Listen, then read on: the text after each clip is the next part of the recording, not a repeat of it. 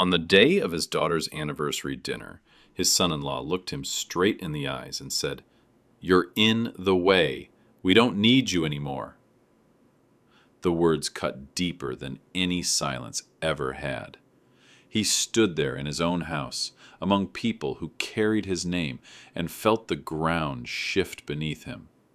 It wasn't the first time he had heard whispers of dismissal, but never had they been spoken so boldly, so shamelessly, as if his years of labor, sacrifice, and provision had dissolved into irrelevance. The guests laughed in the next room, clinking glasses and toasting to futures built on dreams he had once helped fund.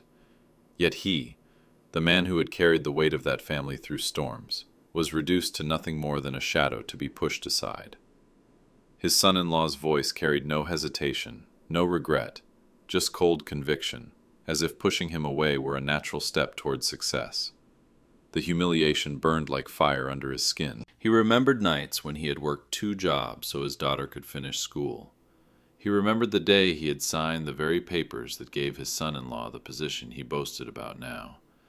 And still, here he was, spoken to as though he were a piece of old furniture, clutter in the hallway of their ambitions. Every word echoed, "in the way." Not father, not patriarch, not guide, just an obstacle. But he did not reply. His silence was not weakness, it was restraint. His dignity wrapped around him like a cloak, holding back the storm inside. He knew something they had forgotten. He knew that behind the glass doors of the bank, in the archives of contracts and signatures, his name still held weight.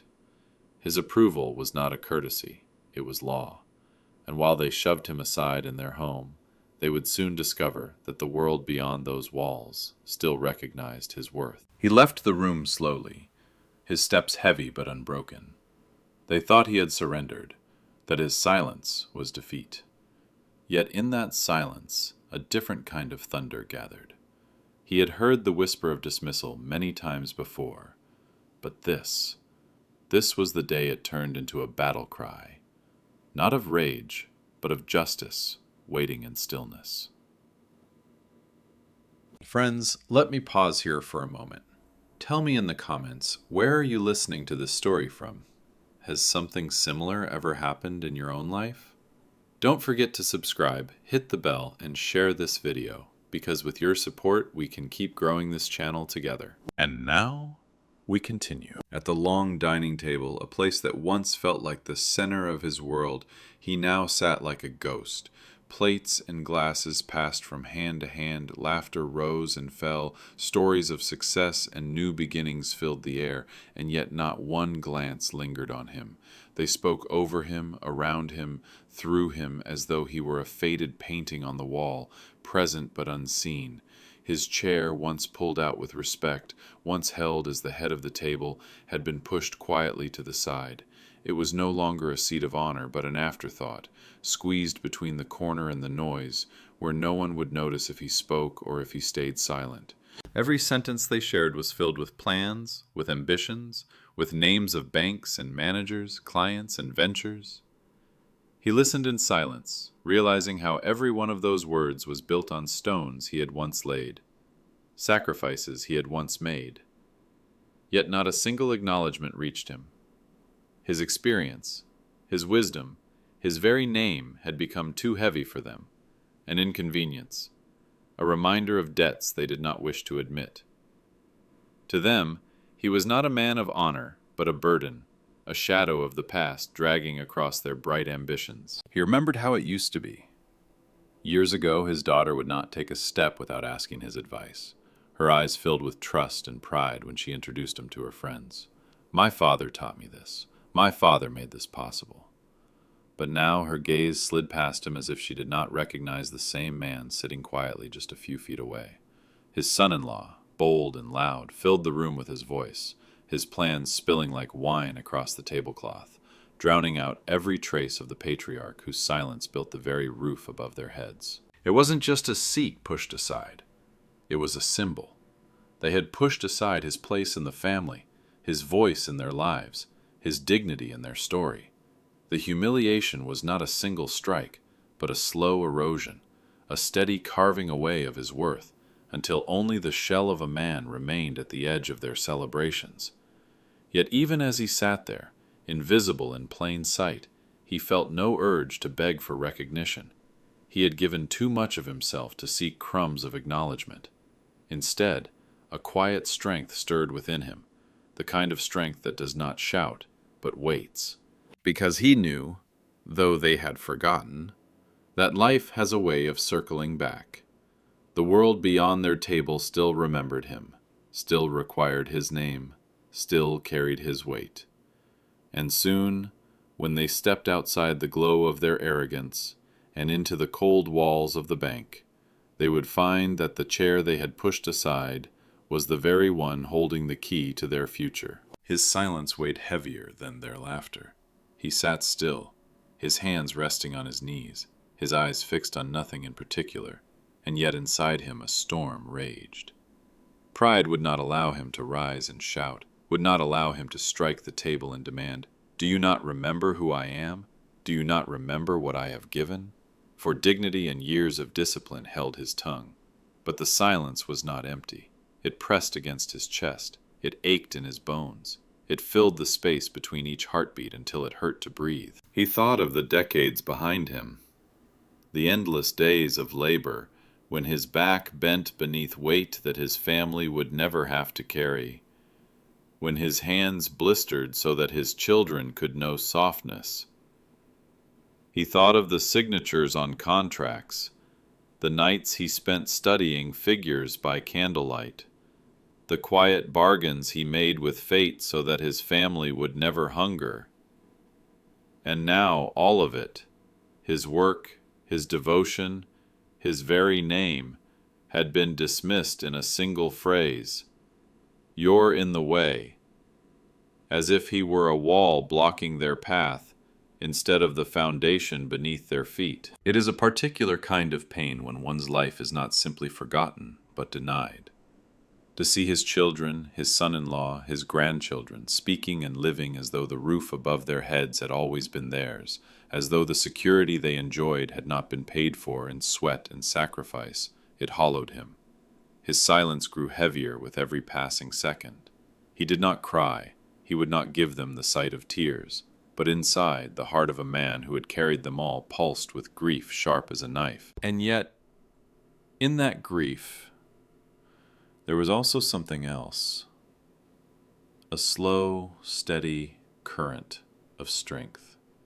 He had always known that recognition is not given by those who grow too comfortable. It is earned, proven, and sometimes remembered only when the world itself demands it. Though his family had buried him beneath their arrogance, the world beyond their walls had not. The papers at the bank still bore his name. The contract still required his consent.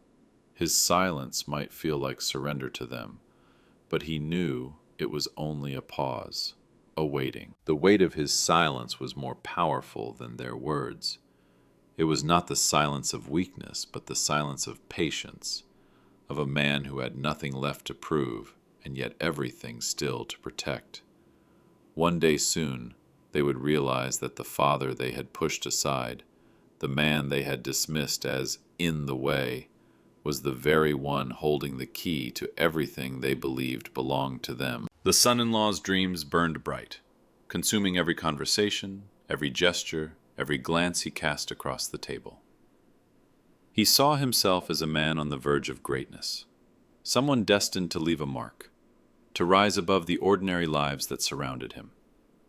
His voice filled the room as he spoke of ventures and opportunities, of loans and partnerships, of the doors that would open if only he could secure the right deal. His ambition was intoxicating, at least to himself. But beneath his polished words and sharp suits lay a truth he refused to see. His dreams were not built on his own foundation. They rested on another man's shoulders, the very shoulders he had called in the way. To him, the old man was not a mentor, not a guide, not even family anymore. He was an obstacle, a figure from another age whose name still lingered on documents and accounts, an inconvenient reminder that the past had to be dealt with before the future could begin. He convinced himself that the family's progress demanded cutting ties with the outdated.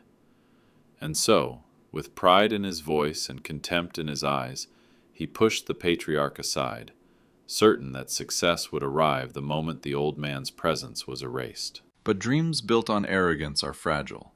He did not see that the very keys he needed, the approval, the signatures, the quiet authority that banks and managers still respected, lay in the hands of the man he dismissed.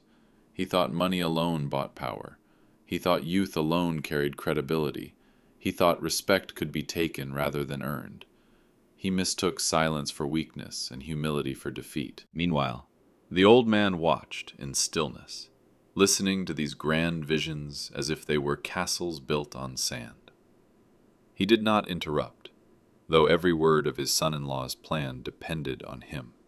Pride would not let him plead to be recognized, nor would dignity allow him to remind them of truths they had chosen to forget. Instead, he bore the sting of dismissal with a patience honed through decades of struggle. For he knew something his son-in-law did not. Banks do not listen to loud voices. They listen to steady names. Contracts do not bend for arrogance. They yield only to authority. And authority was something his son-in-law did not yet possess. The son-in-law dreamed of deals and signatures that would carve his name into the future. What he failed to see was that those signatures belonged to someone else. And soon, when the moment arrived, his dreams would collide with reality, and reality would not bend to ambition alone.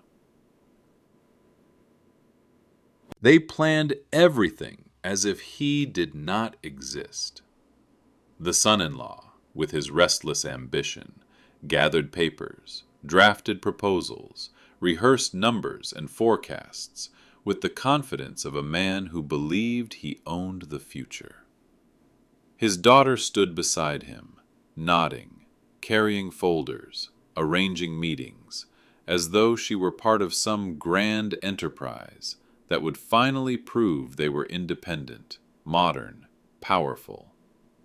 They whispered together in late evenings, laying out documents on the kitchen table, their heads bent close, shutting him out as though he were only a shadow passing in the hallway. They walked into the bank with determination, polished shoes and prepared smiles, their voices rehearsed for managers and clerks who they thought would be dazzled by their plans. Not once did they turn their eyes back to him. Not once did they ask for his opinion, his guidance, his blessing. It was as though his signature were nothing more than an old stamp, outdated and unnecessary, something to be discarded with time. They believed they could stand without him, walk without him, rise without him. To them, his name was a relic, not a foundation. And so the days passed, filled with plans spoken in low tones, contracts drafted without his presence, visions sketched across paper that deliberately left no space for him. His chair at the table grew colder, his voice quieter, until he seemed to vanish altogether from the story they were trying to write. But though they had excluded him from their conversations, his presence lingered where they could not erase it, in the legal lines of ownership, in the silent weight of signatures, in the very structure of the business they wanted to claim. They had forgotten that the past does not disappear, simply because the future is impatient. He watched all of this without interruption. His pride would not let him beg to be included. His dignity would not permit him to fight for a place at their table. Let them believe what they wished, he thought. Let them carry their folders and promises. Let them bow before the bank manager with dreams in their eyes. He knew the truth that they had chosen to ignore. Without his name, their dreams were nothing but paper. Their carefully drawn schemes, their eager presentations, their polished rehearsals, none of it mattered if the final page required his hand. And so he waited, quietly, patiently, bearing the ache of betrayal like a stone in his chest. They had planned everything without him, but the day was coming when their plans would collide with the simple, immovable truth of who still held the key. The betrayal did not always come in words. Sometimes it lived in silence. His daughter never repeated her husband's dismissive phrases, never openly called her father in the way, but her silence was worse than any insult. She nodded faintly when her husband spoke of the old man as a burden. She lowered her eyes when he was pushed aside, and in that lowering of eyes was her agreement. The little girl who once clung to his hand, who once called him her hero, now stood in quiet consent as if his presence embarrassed her. And that silence cut deeper than the son-in-law's arrogance ever could. The grandchildren did not understand. To them he was just an old man who moved slower than they did, who sat too long in his chair, who did not laugh at their modern jokes. They did not see the weight he carried, did not recognize the shadows in his gaze when he watched their mother dismiss him with a nod. They thought his silence was just age, a fading into irrelevance, not realizing it was the silence of a man who had given everything and been forgotten. He sat among them like a stranger, though the blood in their veins was his gift, though every toy in their rooms had been bought from the strength of his labor. He became a shadow in his own family, a quiet figure who slipped in and out of rooms unnoticed. The sound of his chair scraping against the floor no longer drew attention. His words, when he offered them, fell into the air unanswered. He had lived long enough to know that neglect can wound more deeply than open rejection. Betrayal is not only in the cruelty of words, but in the quiet act of erasing someone, in deciding that their voice no longer matters. His daughter had not shouted at him. His grandchildren had not scolded him. Yet the silence, the turning away, the refusal to see him was a betrayal all the same. Still, he endured it with dignity. He did not lash out. He did not demand their respect. He wore his invisibility like a heavy cloak, his pride refusing to let him beg for a place at their table. And though their laughter rose, though their plans grew bold, though their indifference deepened, he knew something none of them could erase. He still existed where it mattered. His name was written where their hands could not reach. His authority remained unshaken where their ambitions could not touch. In the shadows of betrayal, he sat quietly, waiting. They believed they had already buried him in irrelevance. But the time was coming when those shadows would turn into mirrors, and they would see their own shame staring back at them. The day of the bank meeting arrived with the weight of inevitability. The son-in-law walked into the tall glass building as though it were already his domain, his head high, his steps brisk, his briefcase clutched like a trophy. Beside him, his wife carried the folders neatly arranged, a silent accomplice to his ambition. They had rehearsed this moment, envisioned it, savored it in their minds. The moment when the bank would nod, the papers would be signed, and their dream would transform into reality. To them, it was no longer a question, but a certainty. They believed the world bent easily for confidence. The old man walked behind them, unhurried, his face calm, his silence unbroken. He did not belong to their performance, and they made no effort to include him. To them, he was simply there, tolerated as a relic of obligation. They assumed his presence was a formality, a shadow trailing them through corridors that smelled of polished wood and ink. They had no idea that the very man they ignored carried the single element without which their perfect plan would crumble. Inside the banker's office, the son-in-law's voice filled the air with polished rhetoric. He spread the papers across the desk with eager hands, pointing at numbers, graphs, and forecasts, as though they alone carried the force of truth. He spoke of growth, of opportunity, of the brilliance of his strategies, never hesitating, never doubting. His words poured like a flood meant to overwhelm, to impress, to leave no room for refusal. His wife nodded in rhythm, her silence serving as agreement, her smile a mask of confidence. But the bank manager did not smile. His eyes, sharp and steady, scanned the papers with a patience that neither flattery nor enthusiasm could move. His pen tapped once, twice, against the desk, not in excitement but in measured consideration. While the son-in-law mistook his silence for interest, the old man recognized it for what it was, the weight of unspoken questions. The manager looked up at last, his expression unreadable. The flood of words still poured from the son-in-law, but the room itself had already shifted. The air carried tension, the kind that arises when performance collides with reality. The manager's gaze drifted past the eager young man and landed, steady and unshakable, on the silent figure sitting a few feet away, the father, the man they had dismissed as irrelevant. The son-in-law's voice faltered for the briefest second, irritation flickering in his eyes at being ignored. He recovered quickly, raising his voice, trying to reclaim control, but the moment was gone. The silence of the banker spoke louder than the speech that filled the room. The confidence of the son-in-law began to crack, though he did not yet know why. The old man said nothing. He had no need to. His very presence, quiet and patient, was enough. The truth that his family had refused to see was already taking shape in the cold, impartial eyes of the one man whose approval truly mattered. And soon, in that office, the balance of power would turn. The words fell into the room like a stone cast into still water. And where is the approval of the primary owner? For a moment, no one breathed. The son-in-law froze, his rehearsed speech collapsing in his throat, the perfect sentences he had polished for weeks suddenly useless. His face flushed red, not from pride this time, but from the raw sting of exposure. The carefully built mask of confidence cracked, and beneath it lay something brittle, something frightened. The daughter, who only hours earlier had walked with her head high, lowered her eyes to the polished floor. She could not meet the manager's gaze, nor her father's. Her silence, once her weapon, now became her shame. For all the nights she had sat beside her husband, planning, whispering, building schemes without the old man's name, she had known, somewhere deep inside, that they could not escape him.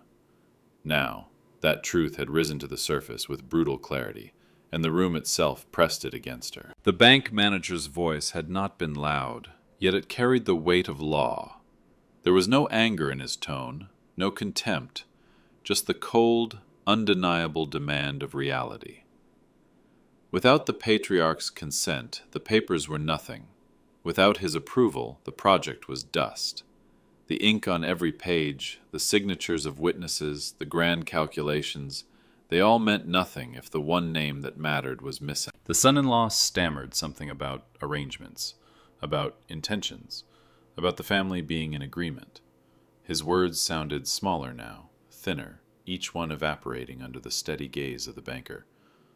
Confidence could not replace authority. Passion could not replace ownership. And everyone in that room, even the grandchildren who did not understand the details, could feel the shift. The man they had called in the way was in fact the cornerstone. The father they had pushed into the shadows was the one holding the light. The old man sat in silence, his hands folded, his back straight. He did not smile. He did not gloat. His eyes remained calm, almost distant, as if this moment were not a triumph, but a confirmation of something he had always known. They had treated his silence as weakness, but now they saw it for what it was. Strength greater than fury, patience greater than pride. His dignity filled the room more fully than their ambition ever could. The air grew heavy. The daughter's shame clung to her like a weight. The son-in-law's arrogance shriveled into discomfort, and even the bank manager seemed to acknowledge, with his steady gaze, that the true authority in that room was not the man speaking loudly, but the one who had not spoken at all. In that moment, everything shifted. The balance of power, the illusion of independence, the fragile dream of a future without him. It all dissolved beneath the simple truth spoken in a single question. And for the first time in years, the silence of the father was louder than the words of everyone else. The truth lay not in voices or arguments, but in ink. The documents, stacked neatly on the polished wooden desk, bore the story they had tried to erase. Line after line, stamped and sealed, pointed to one unshakable fact. The old man was the primary holder of the assets.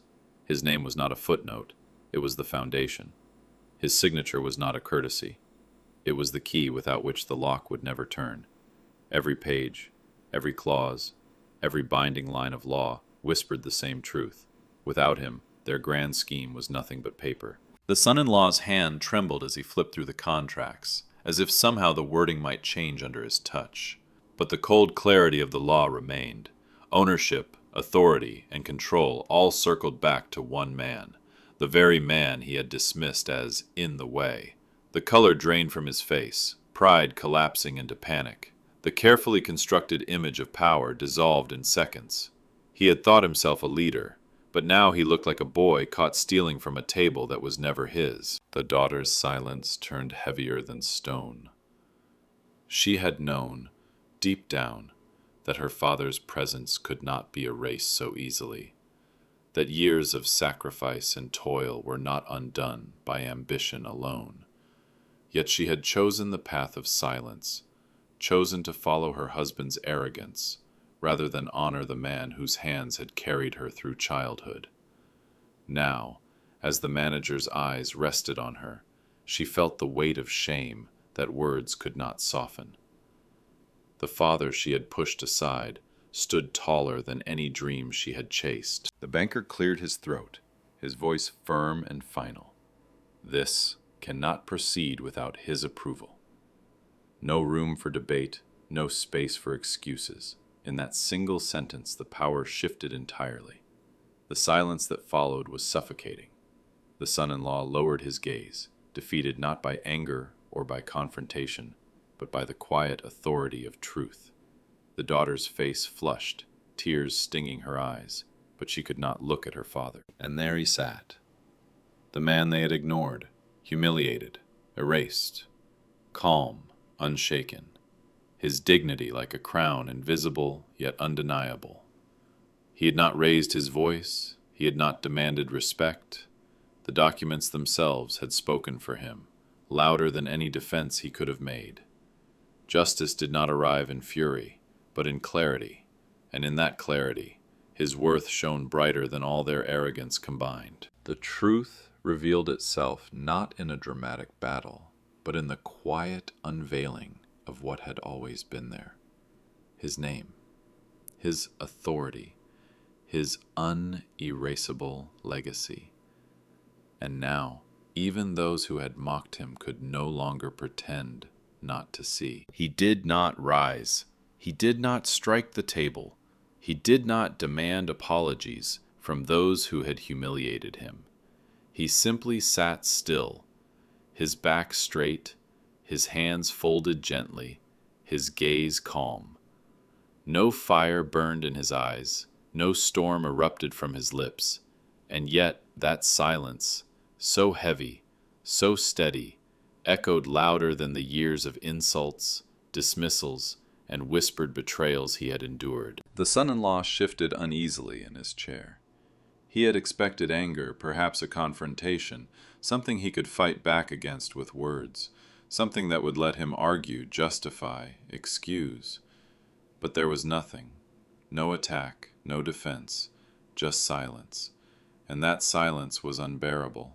It forced him to see himself, to hear his own arrogance reflected back at him, to feel the weight of his failure pressing against his pride. The absence of fury became its own form of judgment, harsher than any shouted condemnation could have been. The daughter kept her eyes lowered, her fingers nervously twisting the edge of her folder.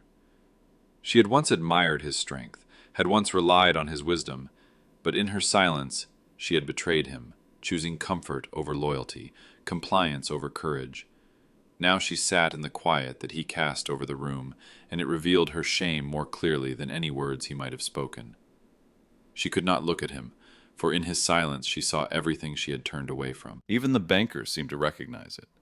He leaned back in his chair, watching the old man with a kind of respect that was rare in that office. He had dealt with men of wealth and arrogance, with loud voices and bold promises, but here, before him, was something different. Authority that did not shout, dignity that did not need to prove itself. The silence of this father carried more weight than the endless words of the ambitious man who had tried to stand in his place. The old man's heart, though scarred by years of neglect, did not race with vengeance. He did not seek to humiliate them as they had humiliated him. His silence was not bitterness. It was strength. the strength of a man who knew that truth had already spoken on his behalf. He needed no fury, no revenge, no raised voice. His very stillness was victory. And as the room sat in that silence, every laugh, every dismissal, every careless word they had once thrown at him returned to their minds, now stripped of its cruelty and exposed as shame. They remembered the times they told him he was too old, too slow, too much in the way.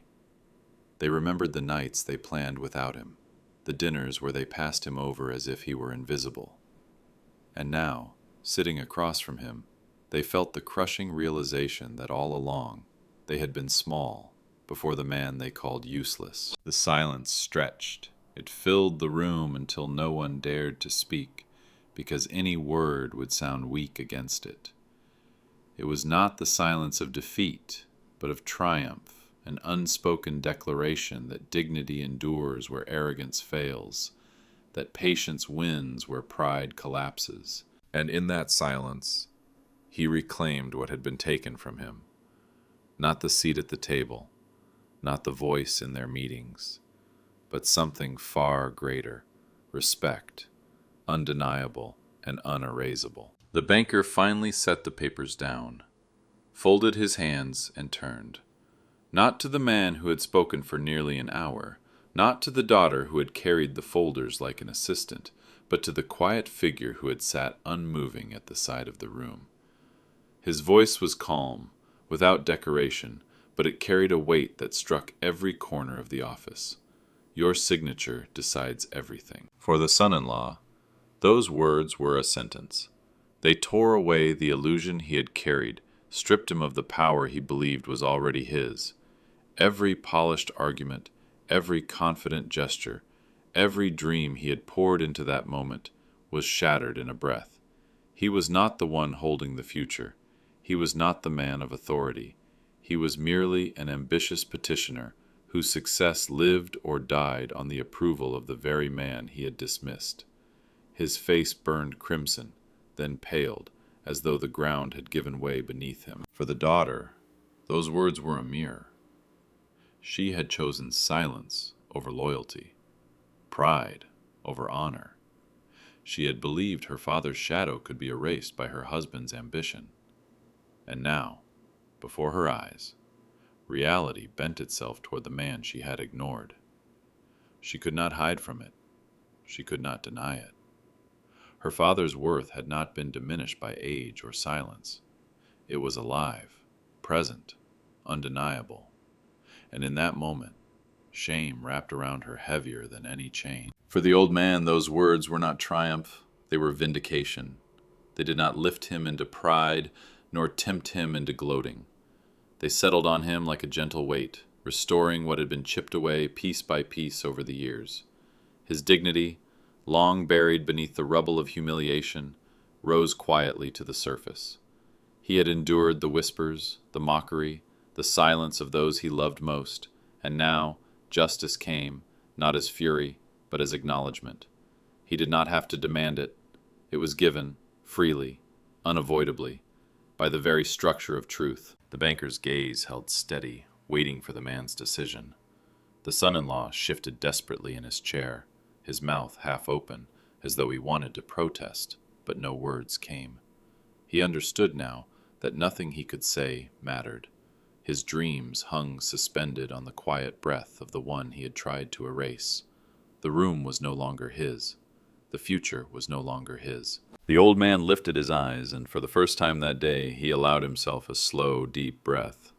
Not of victory, but of release. He had not asked for this moment, but it had come nonetheless, as surely as dawn after a long night. He did not smile, for his dignity was greater than triumph. He only nodded once, calm and measured, a gesture that carried more power than all of the son-in-law's speeches combined. The office was silent except for the echo of the banker's words. Your signature decides everything. And in that silence, years of dismissal, humiliation, and betrayal dissolved, leaving only the undeniable truth. His worth had never been lost. It had only been forgotten by those too blind to see. The silence after the banker's words lingered like a heavy curtain pressing on every soul in the room. All eyes, once filled with confidence and arrogance, now shifted, some in shame, some in panic, some in the desperate hope that the moment could somehow be undone. The son-in-law's face, so sure of itself only minutes ago, was now drained of color, his lips trembling with words that refused to form. His hands, which had scattered papers across the desk with boldness, now fumbled to gather them, as if by reordering the documents he could reorder reality itself. But there was no escaping it. The truth was immovable, and it stood not on the side of his ambition, but in the quiet dignity of the man he had cast aside. The daughter's eyes fell deeper and deeper, as though the ground itself were swallowing her. She had lived for years in the comfort of believing her silence was harmless, that her loyalty to her husband excused the betrayal of her father, but now the shame rose in her chest like fire, burning hotter with every passing second. She remembered the moments she had dismissed him with a glance, the nights she had listened to her husband speak ill of him without protest, the times she had turned her face away when her father looked at her with quiet longing. Now all those memories returned, each one piercing her like a blade. She dared not raise her head, for she knew what she would see in his calm, unshaken eyes, not fury, not hatred, but something worse, the reflection of her own betrayal. The grandchildren, though too young to understand the full depth of contracts and ownership, felt the shift like a storm breaking over their heads. They had watched their grandfather as a relic, someone slow, someone out of step with the quick rhythm of their world. They had laughed when their father mocked him. They had looked away when he was excluded from the table. But now, in this moment, the very adults they admired sat broken, silenced, shamed, and their grandfather, the man they thought weak, sat unbending, his silence filling the room like thunder. Confusion twisted in their young hearts, for they realized suddenly that the man they had overlooked was the only one the world could not ignore. The banker leaned back, his gaze shifting once more between them all. He did not scold, he did not shame, he had no need to. Reality itself had done the work for him. His words had been simple, yet they carried a finality no argument could undo. Your signature decides everything. And now the family, once united in arrogance, sat fractured under the weight of that truth. The son-in-law tried to meet the old man's eyes, perhaps to plead, perhaps to bargain, but his courage failed. Panic gnawed at him, not only because his dream of wealth and independence was crumbling, but because he now understood how small he truly was. He had mocked, dismissed, and rejected the man who held the very ground beneath his feet. His arrogance had blinded him, and now, exposed before his wife, his children, and the banker, he could not hide. His pride had built a throne of sand, and it had collapsed in a single wave of truth. And the old man, he did not move. He did not change. He remained in his silence, as steady as stone, as immovable as the mountain that endures the storm. His calmness was not emptiness, it was strength, the kind of strength that cannot be bought, cannot be faked, cannot be erased. Everything they had mistaken for weakness, his patience, his humility, his quiet presence, was now revealed as power greater than all their words. His silence had been his shield, his weapon, and now it was their mirror, showing them their own shame with unbearable clarity. The room was filled not with shouting, not with argument, but with eyes of shame, of regret, of fear, and in those eyes the truth lived. The man they had despised was the man they depended on. The father they had erased was the one writing the last word. The silence they had scorned was the judgment they could not escape. He reached for the pen slowly, not with the trembling eagerness of a man hungry for victory, but with the measured calm of someone who had nothing left to prove. His fingers, calloused from decades of labor, closed around it with quiet certainty. The son-in-law leaned forward in panic, his mouth opening as if to plead, but the words died on his lips. The daughter looked up for a moment, her eyes wet, only to lower them again, unable to face what she had done. The banker waited, his gaze steady, knowing well the power of this moment. The old man did not sign. He uncapped the pen, then capped it again, as though weighing not the ink, but the meaning of the act. His silence stretched, more powerful than any speech, and then, with a simple, unhurried motion, he slipped the pen back into the pocket of his worn coat. No sound followed, but the gesture itself spoke louder than thunder. It was a declaration without words. His approval was not to be taken for granted. His signature would not be given to arrogance, nor to betrayal, nor to those who trampled on his dignity. It would belong only where truth lived and respect still breathed. The son-in-law's face twisted in disbelief, then desperation. He had imagined this day as the crowning moment of his ambition, the door to wealth swinging wide at his command. But now the door stood closed, and the key was not his to turn. All his plans, his schemes, his nights of calculation had overlooked one thing: that dignity cannot be erased, and authority cannot be stolen. He wanted to lash out, to argue, to insist, but every attempt fell hollow in the silence that the old man carried with him. The daughter felt her heart break as she realized what her father had chosen to show them. He had not shouted, had not scolded, had not humiliated them in front of strangers. He had simply withheld what they needed most. Not out of vengeance, but out of principle. He would not sell his dignity for peace, nor would he barter his name for their approval. The quiet strength of his gesture shamed her more than any punishment ever could.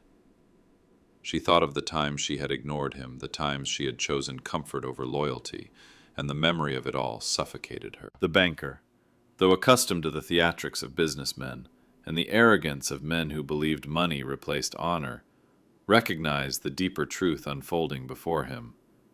Here was not a man clinging to power, but one who understood its weight. His refusal was not cruelty, it was justice. A justice without fury, measured and calm, grounded in principles that no tide of ambition could wash away. The old man sat back in his chair, his hands resting once more on his knees, his eyes steady. He had given no speech, but he had delivered his judgment. He had raised no hand in anger, but he had written his answer in silence. His justice needed no fire, no sharp words, no vengeance. It lived in restraint, in dignity, in the unyielding truth that some things cannot be demanded, only earned. In that quiet act, he reclaimed everything they had tried to strip from him: his voice, his place, his worth. And as the family sat in their shame, as the banker waited in patient respect, the lessons settled over them like a shadow they could never escape. The man they had called useless had proven his strength without lifting his voice. Justice had come, not in rage, but in silence stronger than rage could ever be. His silence had become his crown. He sat in that office, surrounded by the very people who had treated him as a burden. And yet he did not need their apologies, nor their frantic words of justification. The world had already spoken for him. The bank, with its rules and its contracts, had placed the seal of recognition upon his name. The son-in-law's speeches had crumbled. The daughter's silence had turned to ash. But he needed nothing more. He had been vindicated without raising his voice, without demanding respect, without begging for love. The crown he wore now was not made of gold or jewels. It was made of dignity, heavy and unshakable, carried quietly through years of humiliation. They had thought his silence was emptiness, that his patience was weakness. But here, in the sterile air of that banker's office, the truth gleamed. His silence was strength, his patience endurance, his humility the throne upon which he now sat. The son-in-law shifted again, his confidence utterly shattered. Every time he tried to meet the old man's gaze, He felt smaller, reduced to nothing more than a boy who had mistaken arrogance for power. He had believed wealth could be willed into existence, that authority could be seized with boldness alone. But now he saw, with devastating clarity, that true authority had nothing to do with noise. It was written in ink that had dried decades before, carved in sacrifices he had never made, built on a life he had never lived. He felt stripped, exposed, powerless before a man he had called useless. The daughter could no longer pretend not to see. She remembered how her father used to sit at the table, quiet, listening, offering wisdom in a single sentence, while others filled the air with chatter. She remembered the mornings he rose before dawn to provide for them, the nights he returned weary but uncomplaining. She remembered the moments when she could have defended him, could have spoken against her husband's arrogance, but chose silence instead. And now, as her father sat crowned in dignity, she felt the weight of her betrayal crush her chest. She wanted to speak, to apologize, to reclaim even a fragment of his trust, but his silence told her he did not need her apology. He had already been justified. Even the grandchildren felt the shift. They had not understood ownership, contracts, or the language of banks, but they felt the gravity of the moment. They saw their father humbled, their mother shamed, and their grandfather unshaken. They saw how the world outside their home bowed to the man they had overlooked, and in their young minds something stirred, a recognition that respect is not inherited, that greatness does not vanish with age, and that silence can roar louder than any voice. The banker himself, though bound by duty and procedure, leaned slightly forward as if to acknowledge the truth beyond the documents. He had seen many men fight for power, but rarely had he seen power rest so quietly, so naturally, on someone's shoulders. Without words, he respected the old man more than all the clients who had passed through his office, and though he said nothing, the weight of his acknowledgment filled the room. The old man did not bask in their shame, nor in the authority he carried. He did not smile, did not gloat, did not seek to pierce them further. His dignity was complete in itself, needing no decoration. He had spent years carrying the humiliation of being called useless, of being told he was in the way, of being pushed into the shadows of his own home. Now, with nothing more than his silence, he had risen higher than their pride could ever reach. That silence was his crown, unseen, but undeniable. And though no one dared to speak, every soul in the room understood the truth.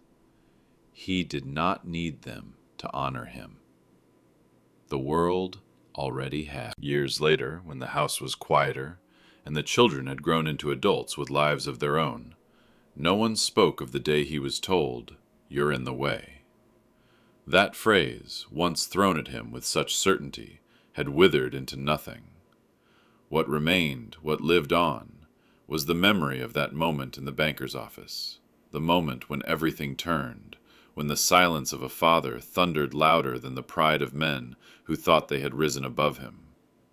People did not recall the speeches of the son-in-law, nor the rehearsed numbers that filled the room. They remembered the stillness, the weight of dignity, the sight of the banker turning not to the ambitious young man, but to the quiet figure who had carried decades of sacrifice in his chest. In family gatherings, the story passed like a whispered lesson. The grandchildren, once too young to understand, grew older and finally saw the truth for what it was. They told it to their friends, to their own children, with a strange mixture of shame and pride. My grandfather didn't need to raise his voice. He didn't need to prove himself. The world itself proved him right. And every time they told it, their voices trembled, because they knew they had once laughed at the very man who had carried the key all along. The daughter, who had stayed silent for so long, spent years trying to make peace with herself. She brought flowers to her father's house, sat at his table, tried to fill the silence with words of gratitude. But he never asked for apologies. He never demanded them. His dignity had been restored not by her confession, but by the truth itself. He forgave quietly, not because they deserved it, but because forgiveness was the only way his soul remained unbroken. Yet in her heart, she carried the memory of that day as a wound that never healed, the moment she realized that by trying to erase him, she had nearly erased herself. The son-in-law lived in the shadow of that shame. He built nothing greater than that day, for every venture he attempted afterward carried the echo of the banker's words, "Your signature decides everything."